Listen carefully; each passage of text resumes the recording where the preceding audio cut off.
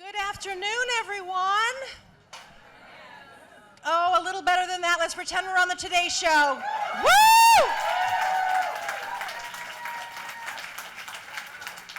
I asked Al, how do they warm up the audience on the plaza at Rockefeller Plaza?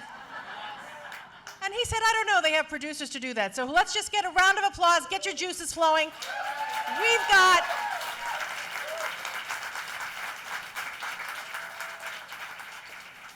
few orders of business. Please turn off your cell phones. I think it's okay to take some photos, but please don't film anything today. That would be really helpful. Today we have an action-packed cooking demonstration with the one and only Al Roker. I'm so excited that he's here. Thank you very much to Elm Street Books, who, as always, they are our angels who help make all things happen. I want to also just point out a very special thank you to Catherine McDonald, who is our chef who has prepared all of the foods that Al is going to be demoing and you are going to get to taste today. So if anyone needs a caterer, Catherine McDonald. I also have to say a very special thank you to our team here at the library, Heather Semino, Mickey Roca, Kelvin, wherever you are, and of course the indomitable Bob Doran back behind our cameras. We're so grateful that everyone's here. This is not an easy program to do. Thank you all for buying the tickets so it justifies us all being here today. It's really great. Really appreciate it. Today's the day that the library was built for. The exceptional opportunity for us to be in this incredible teaching kitchen with someone who's going to impart wisdom and great fun. Even though poor Courtney can't be here today, she has the flu. But I also understand she has a 16-month-old, which is, we all want her to put her feet up. We certainly do.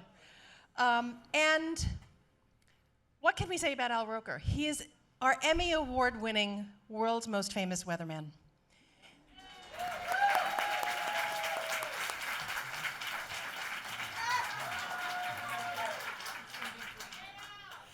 Al has been on Broadway. Al has been in the movies. Al has been obviously on television, but as voiceover, if you look at his record, his sort of hits list, it's about 50, 60 pages long, it looks like to me. He has been just an incredible media icon, and 45 years at NBC.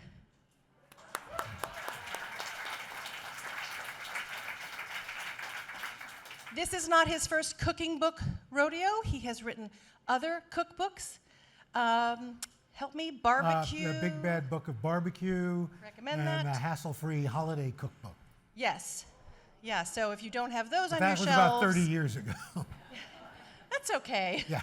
Well, the good news is that Al raised his chef daughter, Courtney, who came along and said, Al, Daddy, could I please work with you? And that was the birth of the project. And I said no. It's okay. It's a lot of work. And for those of you who have children, they just keep. And so just to get her off my back, I said, sure, but you're going to have to actually do the recipes. And she actually has worked at 2 Michelin-starred restaurants. She's a recipe developer. And so she came up with the concept, let's do a family cookbook, because realizing my mother, her grandmother, her mom, Courtney's mom, Deborah's mom, nobody wrote down recipes. And so the idea of this book was to kind of memorialize family recipes. Good idea for us all, especially thinking about Thanksgiving. Yeah. Nice family activity maybe for Thanksgiving. Yeah, and then she kind of broadened it out to other family members and friends, a couple of chef friends that we have, and we ended up with 100 recipes that mean something to our family. Well, I think it's great. The title of the book is Recipes to Live By, and what I've learned about Al is that he grew up in a home that really, food mattered. Food was ceremony, and food was part of the routine. He had a Jamaican mother and a Bahamian father, and I think a lot of the recipes you see here are a reflection of some of those influences. Yeah, but even growing up in New York City, which is we grew up first in Brooklyn, in Canarsie, and And Darcy in the house. we lived in the projects, and there were, we had Jewish neighbors and Irish neighbors and Italian neighbors. And so my mother would make like chicken cacciatore, things like that, all kinds of different stuff. And I think that's, that's the beauty of growing up in a place like New York, that food, culture all comes together. And by the way, I think that, one of the things we've lost is, sitting down at a meal with people who are maybe a little different than you, because then you tend to know a little bit more about them, and it's a lot harder to demonize people when you sit down and eat with them. All right, are you ready for Al to start cooking? All right. Are we starting with the crab cakes? We're going to start with the crab cakes. I love crab cakes. I lived in Washington, D.C. for a while, but I lived in a northern Maryland suburb, so I was almost equidistant between Annapolis and Washington. And the crab cake, Maryland crab is king, especially blue crab. And so this is a recipe that's kind of an amalgamation of things I've had. And so much of it, it's the sauce, but it's also the crab cake. And what's great is it comes together pretty quickly, and it's kind of feels kind of rich, but it's not overly heavy. So we start with the sauce, which is really, again, very simple. And the great thing about the sauce is you can kind of make it as you want. It's kind of a dill sauce, but you could throw in a little sriracha if you wanted something a little spicier. Sometimes if I'm getting a little nutty and I've got a little leftover sweetened condensed milk, I might throw a little of that in. So it's really, I really do believe that when it comes to food, cooking is like music. Cooking food is like jazz. Once you get the basics down, you can improvise. Baking is classical music. It's very hard to move around. If something is like, wait a minute, what is that? So anyway, so we start off. We've got some buttermilk for the mayonnaise in here, and we pour that in. Then we got a little dill, and you can put as much in or as little as you want. Some garlic. If you wanted, you'd throw some crushed pepper, and then we got some lemon. And we're just going to whisk that up together. And this all comes together really quickly. And just kind of... Can I move you about 2 feet to the right? Can I move you 2 feet to the right for your I'm sorry, I'm not within the camera. I thought people would like that. I see people like whispering, and I'm like, what, am I doing something wrong? What's happening? Okay, so They told me he knew how to hit his marks. I don't know. That's right. It's pretty much the same way on the Today Show. So we'll put this in the fridge here for a while. I love that you've got margarita mix in there. Wow, one hell of a library here. You can take out a book and booze. Wow, it's my kind of library. You'll keep. So now I got more mayonnaise, and you're going to keep your crab obviously in the fridge, but you're going to want to bring it out about an hour before you're about to make it. Move over a little more. Okay, in fairness to me, this mark is here. Just saying. So hold on a sec. Let me just move it over. All right, this is good right here. All right. There we go. There you go. Oh, we're moving everything over. There we are. Okay, it's just. We're learning. This is our second one. It's the second one. It's all good. Pay no attention to the man behind the curtain. Come over here. Come over here. Okay. Ta-da! Is there a TV up there? There is. Really? Yeah. There you go. See? Where'd I go? All right. So, now, you got your mayo, all right? A little Old Bay seasoning, which is always important for crab cakes. We got some mustard. You can use Dijon or some spicy Gulden's mustard if you'd like. We'll put the lemon zest in last. Some Worcestershire sauce. A little salt. Some chives. And 1 egg. All right. Put that in. And we're going to kind of mix that up. All right. Get that nice and mixed. And then, once you get that mixed up, now I know a lot of people use breadcrumbs for their crab cakes. Years and years ago, Martha Stewart was on the show, and she blew my mind. She uses saltine crackers. Yes. So you get your kind of like your binding all in there. Oh, and then you're going to throw in the crab cake, and you're going to want to be you don't want to overwork the crab, all right? So we bring the crab in, and now you crushed up saltine crackers. Oh. And a little lemon zest to brighten things up. Now you're going to take a spatula, and you're going to fold. Now you don't want to overmix. You just want to get everything incorporated. And if you wanted to, you could use your hands.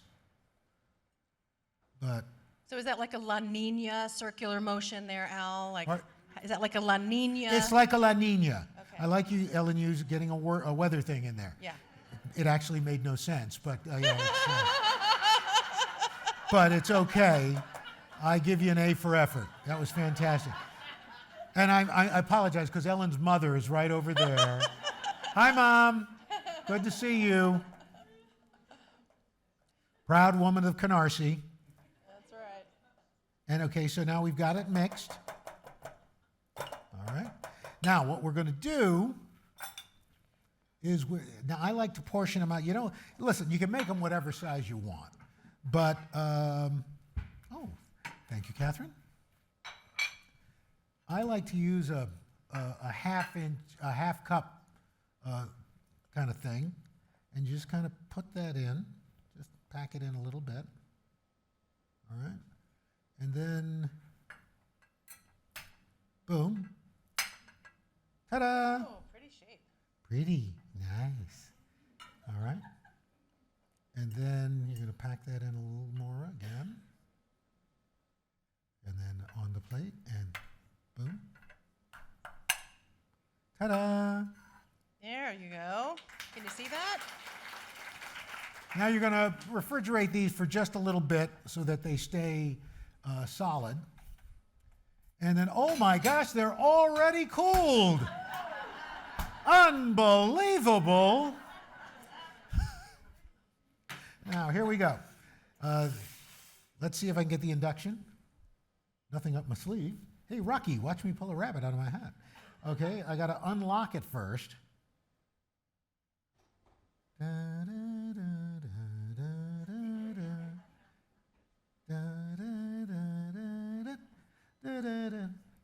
Okay, then I turn that on. Okay. All right, and then I'm going to bring that down a little bit. No. Oh, it slides. Very nice. Okay, we're going to let that heat up a little bit. Now, I like to take a couple of teaspoons of olive oil and 2 teaspoons of butter. So we do a nice little combo, little poo-poo platter of oils because you can. Now, if you wanted to do all butter, good for you. If you wanted to do all olive oil, good for you. But I like the mix of the two. And you want to get it just a little hot. Right there. And what's great about this, again, it's going to cook pretty quickly. Al, does your family expect you to cook dinner after a long day at the office? Is this what happens at home? Well, I don't have that long. I mean, I'm done by about on a long day, maybe 3 o'clock. We have an opposite kind of problem. My wife, Deborah Roberts, who works at ABC News, she co-anchors 2020, and she's on Good Morning America.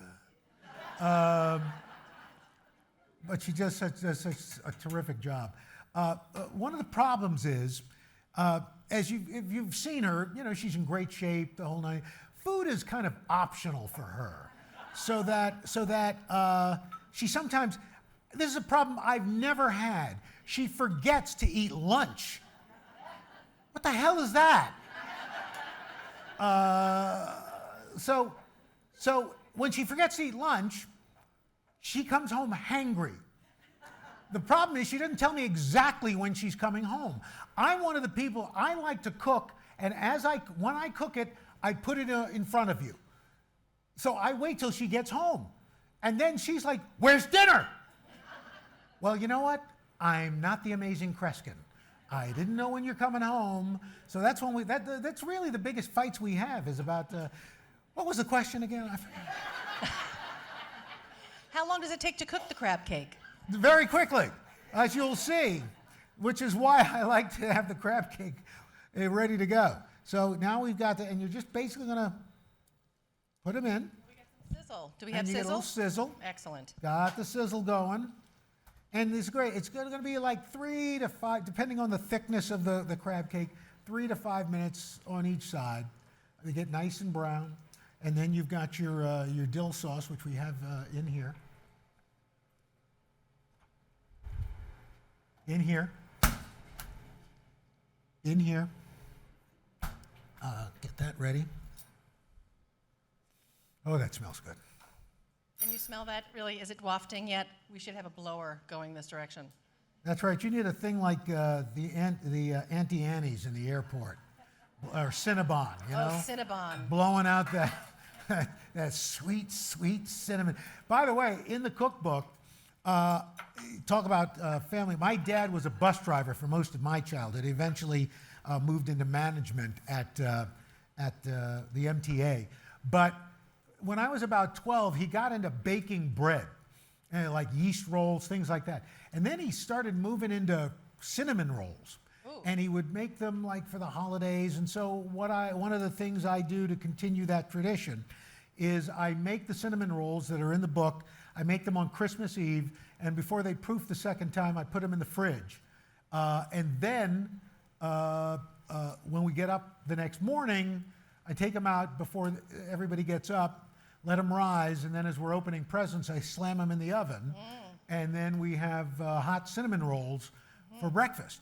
And the house smells great, so it's just, and that's kind of, I think the point of the book is food, family food especially, are memories. You remember somebody doing something nice for you. You remember your dad cooking or your mom cooking or going into your grandmother's house. And you just can't beat that, so. Does anyone in the audience have a story to share about food and their families while Al is doing his next 3-minute side on his crab cake? Anybody like to share? I'm in the wrong place. Sorry. I don't know where to be. Okay. I remember my grandmother would always make pizzelles. But she made them specifically if you weren't feeling well, because it was the only thing your stomach could tolerate. Pizzelles. Like Pizzelles. the little waffle cookies. little waffles, little flat waffles. Yeah, and we still make them today, and now my daughters have made them, and they put them, when they come off hot, over Pyrex cups, because then you can get a little yogurt bowl or an ice cream bowl. So, yeah, that's, my noni. I like that. You're noni. You're Anybody noni. else? Anyone else with a story? Oh, front row is active. Well, we're catching up on all times. My son recently asked me to send him my barbecue recipe. So I took a picture of it. It's sort of stained in yellow. And I texted it to him, and he said, "But Mom, it's in script." Wow. Wow. I sympathize with that. Yeah. So we're How's it looking? It's looking pretty good, I think. The other thing I realized, because I would ask my grandmother, Like she made this thing, she's from the Bahamas, my dad's mom, and it was called Benny Candy. And I would ask her how to make it because it had like peanuts and candied coconut and all this stuff. And she said, oh, let me tell you. And then she'd like change the subject. And then I finally realized she doesn't want me to have this. She's keeping this for herself. And sure enough, my sister asked her, everybody tried it. Grandma wouldn't tell me. And I thought, damn it. So, but you know, it's one of those things where you remember, and even, you know, they're like baked macaroni, you know, a mac and cheese. You know, everybody's got a different mac and cheese. I myself, and I think, no judgment, but that stuff that's in the blue box is not mac and cheese. I mean, technically it is, but it's not. But it is, in case there's anybody here from Kraft. Wonderful. The greatest thing ever invented.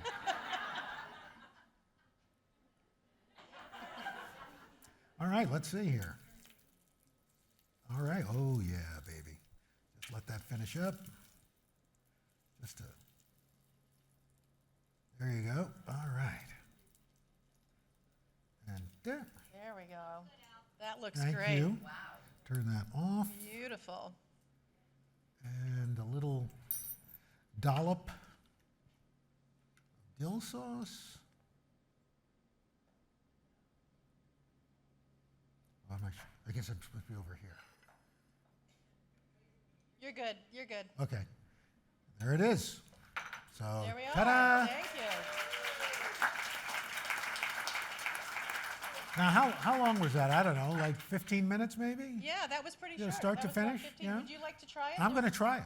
Spoon right there, forks right in front of you there.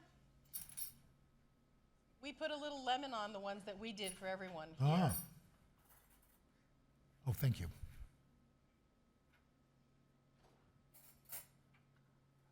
Would you like to try some, Kevin? Yeah, Okay, there you Catherine, go for it. Damn, that's good. And this is just your canned crab meat that you can buy at Costco. So you can feed a nice crowd with that 1 pound can of Phillips. Oh, let's let Ellen try. Okay, yes. Oh, those are miscellaneous.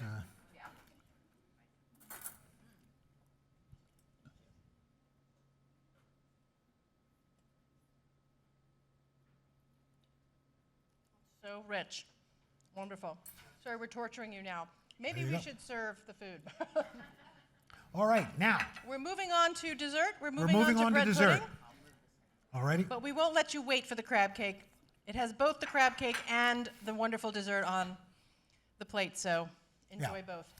Now, this recipe, one of the traditions in our family, since Courtney, and by the way, Courtney, in case it wasn't clear, Courtney, we've been on this book tour. And again, she's got, why is there a dinosaur dancing outside? Oh, it's a little entertainment. Okay, I have no idea. that's vaguely disturbing. Anyway, I'm easily distracted, you know. It's kind of like your dog, squirrel, dinosaur.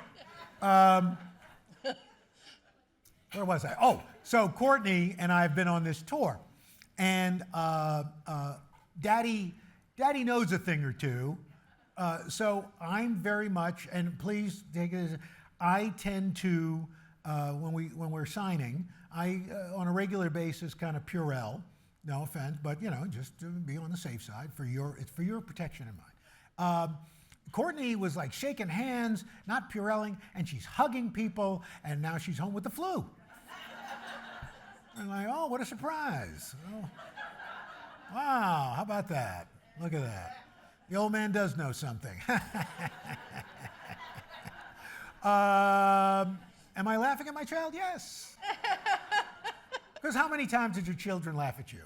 So now, you know, it's nice to have it on the other foot. Anyway, so since she was 8, we have a house in upstate New York, and one of our traditions is every Columbus Day weekend, we go apple picking. There's a great little orchard called Hilltop Orchards, just over the border in Massachusetts, in Richmond, Massachusetts.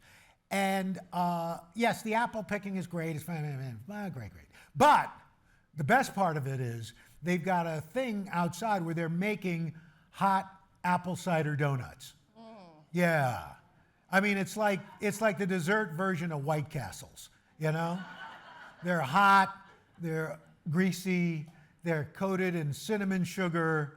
It's the best.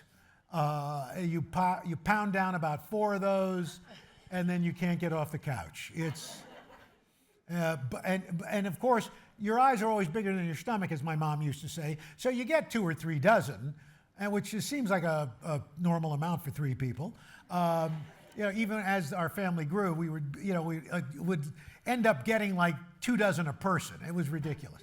So about 2 years ago, we had all these apple cider donuts left.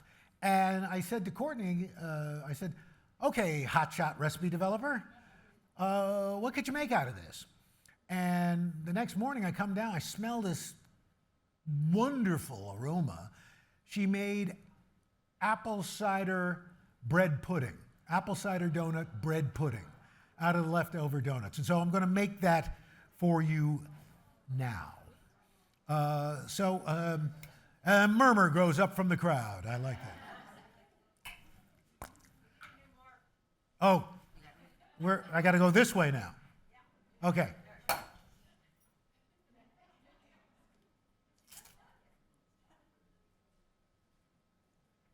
Glad to see they put these marks down ahead of time.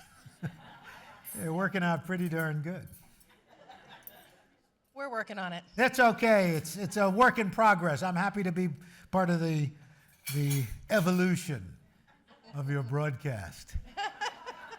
So you take cooking spray, and you just take a pan, and just a quick little spray there. Okay, that's good. Okay. Now, and again, really quick. This is a quick recipe. Put that over there. So now we're going to make our kind of custardy thing going. So we got some brown sugar. That's been sitting out a bit. We got some white sugar. Oh, that's going on the top. That's right. Yes, thank you. Regular sugar. Yes, that's right. Take that out. That's why Catherine's here. Normally, Courtney would have done this, and she would have gotten a lot of pleasure out of that. Now, we got sugar. We got some cream and some whole milk. All right. And some vanilla, some cinnamon, 3 eggs. And we are going to, thank you, we are going to whisk away at this. Al, when you use cinnamon, are you grinding your own? Are you happy to have the ones in the bottle? Oh, grinding my own. Oh, you're so funny. No, I'm not grinding my own. Did we run out of McCormick cinnamon? I don't know. Oh, here's the one thing I will say. I have started doing this at Courtney's insistence. I stopped buying big bottles of stuff. I only, one of the spice companies I go to, I use is a place out of Wisconsin, Milwaukee, Penzeys. Penzeys, And we have a shop here in Westport. Oh, do they? Oh, do, wow. yeah. And I only order like 4-ounce bottles so that, they tend not to lose their potency. Here's another pet peeve I have in my house. I've taken the time to, on the Penzeys jars, I've got a label maker, and I label the tops of the spices. And they're alphabetized. So I know where to go in. And I open up the drawer, and like Zatar is in the middle. How did that happen? How hard is it to put back where the little space is that the spice jar was? It's like you almost have to go out of your way.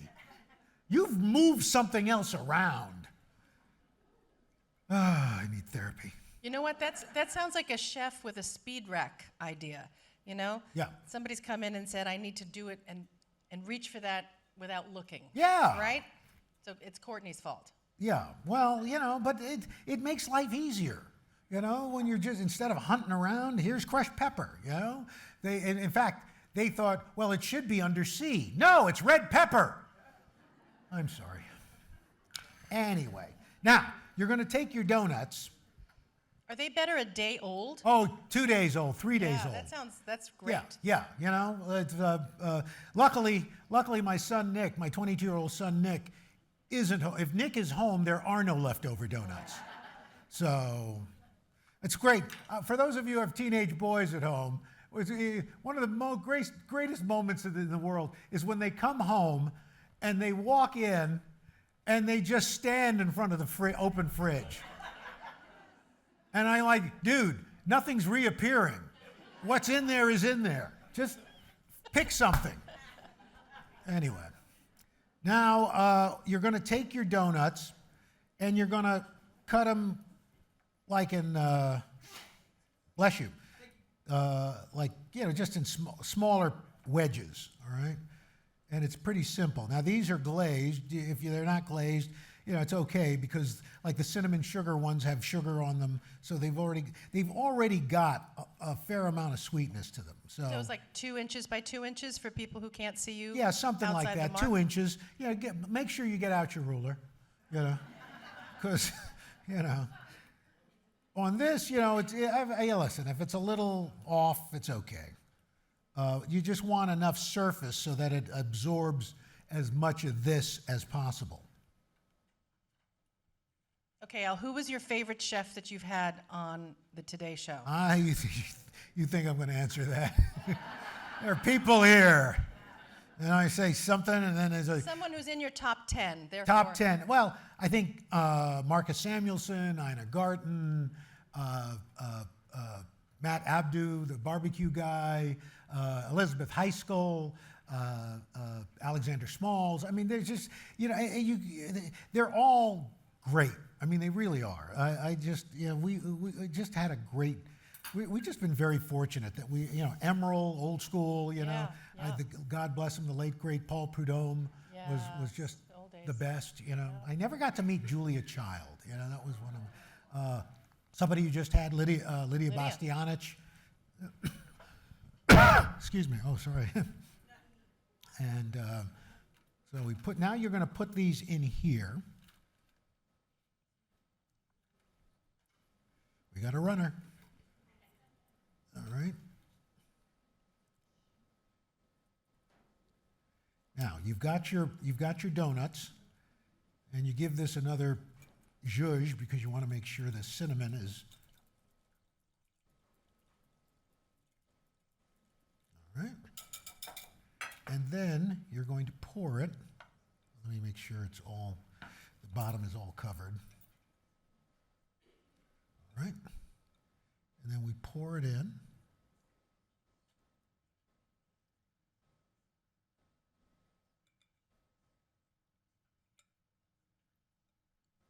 Boom. It's a bit soupy. Can you guys see that? It's got, don't be afraid if it feels a little Yeah, because soupy. you could put in more donuts, or it's going to also absorb too. Mm-hmm. So, and you're going to, you should let it set a little bit, like 15, 20 minutes so it absorbs as much of the liquid as possible. Well, thank you. And then does that brown sugar go on top? And then the brown sugar will go on top. This is an easy breakfast for the morning, even if Exactly. you've had house guests. It's not an overnight proof. Yes, you have a question. Microphone, please, And bake it in the morning. Oh, so everyone can hear you. Yeah, I think you could. I really do. So question, preparing overnight. You could prep it and then just put it back in the oven to warm up. The next morning. Might get a little dry if you left it overnight, but it's one of those things. You could maybe drizzle a little more. Put a little more brown sugar on top, and nobody minds brown sugar. Here's one other thing. I just came to me. I think you could, if you had any leftover cooked bacon, just throw that on there. I don't know how it'll taste, but it's bacon, you know. So. And then we're gonna put this in the oven. Al, may I share this with you in the audience? Yes. I made the bread pudding 3 ways. I did it one time all at one go. I did it one night where I actually let the donuts with the custard sit in the refrigerator and then did not do the brown sugar until I was ready to put it in the oven the next day. And I also ran it where I par-baked it, which is what we are having today. I found that the par-baking was the best result, which was to stick it in, let it go halfway, and then put it in to finish it so that it could be warm and taste really fresh. However, all 3 methods were very successful, so whatever suits your needs, they'll all be successful. Excellent. Look at that. How is it? How is the food?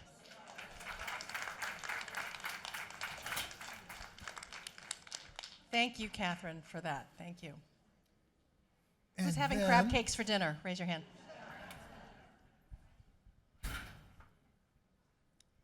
Then, And voila. voila.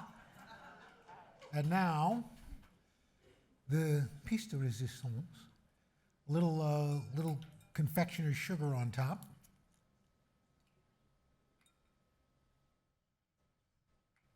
And you just dust it nicely.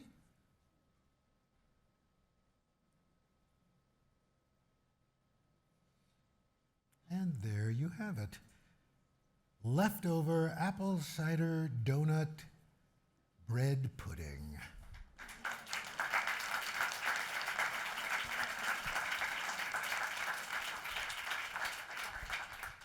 Ta-da. Wonderful. Excellent. You may have your water now, Al. Poor Al. Thank you. All right, who's got a question for Al? Here we go. Hi, Al. Hello. Hi. I would like to know what your favorite meal of the day is, Sure. breakfast, lunch, or dinner, and what is your go-to for that favorite meal. Okay, I'm sorry, say that one more time. Favorite meal of the day, Uh-huh. and then what is your favorite go-to for that favorite meal? So if it was breakfast, maybe Yeah, waffles, sort of thing. I do like breakfast. You know, I mean, if I had to pick a meal, I think breakfast is, because the great thing about breakfast is that, you know, there's so many things you can do. Like there's a recipe in there for shashuka. That could be breakfast or it could be dinner. In fact, growing up, although, you know, growing up in a house, one income household, my dad was the bus driver, my mom for the most part stayed home to raise us. We thought that breakfast for dinner was the greatest thing ever. You know, we didn't know that my mother was trying to stretch, you know, the budget, but oh my God, we're having pancakes and eggs for breakfast, for dinner. This is fantastic. But I think there's so many great things you can do for breakfast. And if I think my favorite now is in the book, it's the bacon waffle. It is the perfect transport system for bacon, syrup, and butter, all in one forkful. Really a modern miracle, if I do say so myself. I think I deserve the Nobel Prize. Noted. And I'm glad you agree. Hi, Al. Hello. Question about the best cooking advice you've gotten besides the saltines and the crab cake. Something to give you confidence in the kitchen. You know, oddly enough, and it's not anything revolutionary, but Courtney, being a professional chef, I would notice that she did what Catherine knows as mise en place. You know, everything is prepped. I mean, you have everything, all your measured items, all your things chopped and prepped and in bowls or whatever before you even take out your pan. And that has made a world of difference, because how many times you've been making something and they go looking for the certain spice, or you realize you don't have something, it's really rough. Whereas in a sense, you're freed up to concentrate on what you're making because you know you have everything already out and prepared. And it's not rocket science, but it's one of those things that I think has made me a better cook. For those of you who are signed up for our newsletters, you'll learn all about mise en place if you sign up for our cooking techniques classes, which will be coming up right in this kitchen. We just started with knife skills, and soon we'll be posting some more about what's coming in the months ahead, so be on the lookout for that. Any other questions? Back here. Hi. Do you have a favorite restaurant that you like to go to in New York City? That's a tough one, in that it's almost like when somebody says, what's your favorite movie? It's almost unfair because it's really, what's your favorite comedy? What's your favorite drama? What's your favorite action film? So, it depends on what we feel like. If we feel like Italian, where do we go? Or Caribbean cooking, maybe it's Tatiana in Lincoln Center. If it's a neighborhood place, we have a place called Hexter's, which is a cross between the Polo Bar and Cheers. So it really depends on what you're feeling like, I think. We got Anyone? somebody right there, lady in Very good. flannel.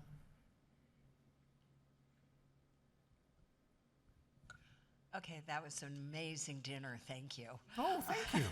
Well, thank Al, Catherine you look really, fabulous. and her crew. No, you really look good.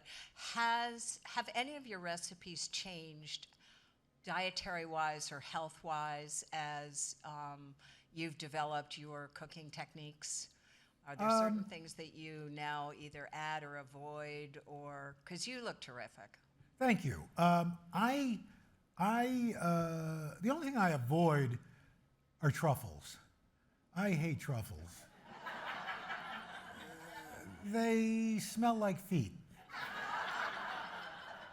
Some guy in a fancy restaurant comes up, for an extra $100, I can shave something that smells like your son's sneaker on top of this wonderful pasta. Tell you what, Luigi, I'm going to pass. But I haven't really changed.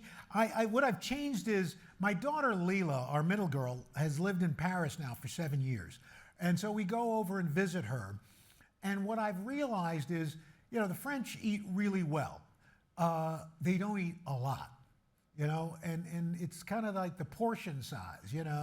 It's like you don't see the phrase "never-ending breadbasket." In France. I don't know what that would translate to, but I think it's against the law, actually. But so I eat far smaller portions than I did. I go to places now, and like at a steakhouse, and here's a 48-ounce bone-in ribeye. Who's eating that? By themselves. Even 4 or 5 people, that's more than enough. So that is what's really, I think, kind of changed for me. Others? Question back here. How long did it take you to collaborate, I assume, with your daughter and other family members to write the cookbook? Well, it took probably, I want to say, a year. And by the way, my daughter did this while she was pregnant. So she birthed a baby in a book. But it was, it took about a year. And to be clear, I had nothing to do as far as writing the recipes. I only wrote the head notes. It was all her. And in fact, she found the photographer and she styled all the food pictures in there. So, I mean, this is really her book. Yeah, that's what's so charming about it, too. There's all the photographs and wonderful candids and no makeup. I love that. Yeah. Anyone else? There's a lady Couple who's down been here. holding her Okay. hand.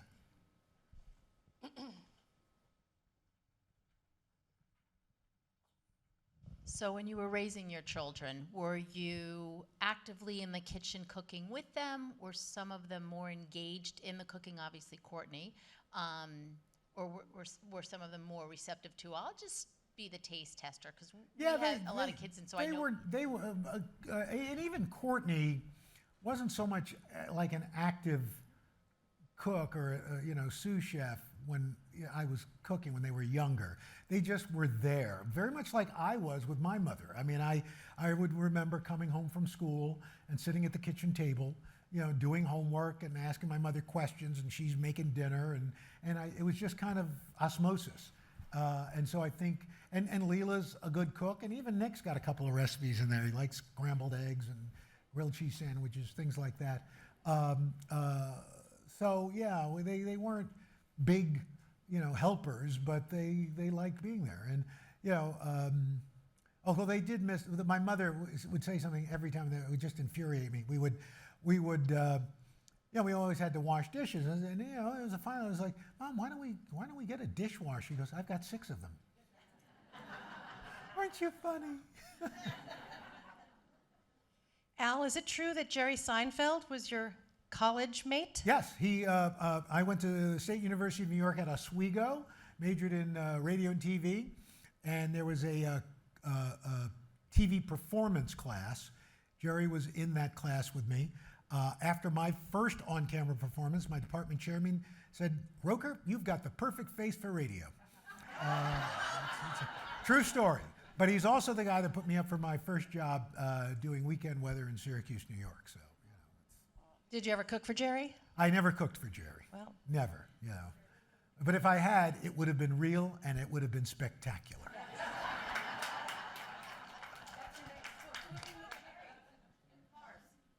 Hi, Al Roker. Hello. It's so nice to see you actually in person. Nice to be seen. I feel a little bit closer to you because you said that your mom is Jamaican. Yeah, half. I'm not sure which half, but And I'm Jamaican, so I wanted to know, have you ever been to Jamaica? I have been. You have, and what Yes. do you think of the island? It's a lovely place. It's really nice. I mean, it's everybody, everybody's lovely, and What do you think of the food? I think it's pretty good. I haven't been in a while, but I hear their food scene has really gotten much more elevated too.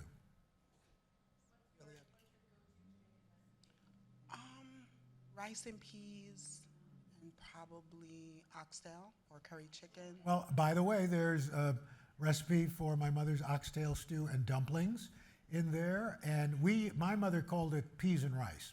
So, and there's a peas and rice recipe in there. Can't wait to try it. Can't wait to try it. Nice to meet you.